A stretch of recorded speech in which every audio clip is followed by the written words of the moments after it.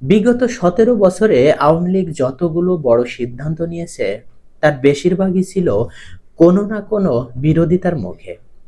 শাপলা চত্বর, কোটা বিরোধী আন্দোলন, নিরাপদ সড়ক আন্দোলন, ডিজিটাল নিরাপত্তা আইন ইত্যাদি ইত্যাদি। সব ইস্যুতেই একটা কথা চলে এসেছে, সরকার মানুষ গুম করছে। এটা একটা ন্যারেটিভ যেটা আন্তর্জাতিক মহলেও বারবার রিপিট হয়েছে। কিন্তু আপনি যদি খেয়াল করেন, এক এক সময় লাশের সংখ্যা এক এক রকম বলা হয়েছে। কখনো ৩৫, কখনো ৩৫০, আবার কখনো কখনো সব ছাড়িয়ে গিয়ে ২০০০।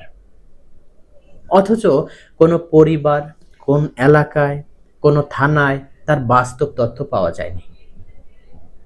এখন শফিকুল সাহেবের বক্তব্য যেন সেই ন্যারেটিভকে এক ঝটকায় ফাটিয়ে দিয়েছে। প্রেস সচিব শফিকুল ইসলাম হয়তো চেয়েছিলেন একটা সুনির্দিষ্ট ইস্যুতে নিরপেক্ষ অবস্থান নিতে, কিন্তু তার কথায় উঠে এলো আরো বড় সত্য: লাশ গুম করা যায় না। তিনি হয়তো বুঝে বলেননি, কিন্তু তিনি বলেই ফেলেছেন তো।